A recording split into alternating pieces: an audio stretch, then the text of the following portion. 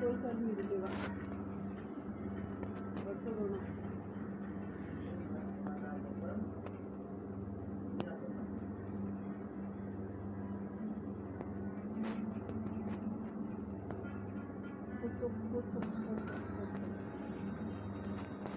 माशू के कान दिख रहे हैं बहुत बड़े बड़े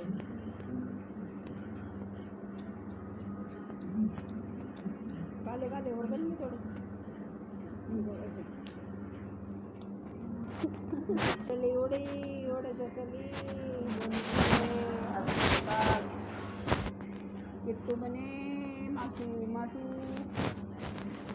किट्टू माशू मैं बोलना नहीं चाह रही लेकिन बोलना पड़ेगा।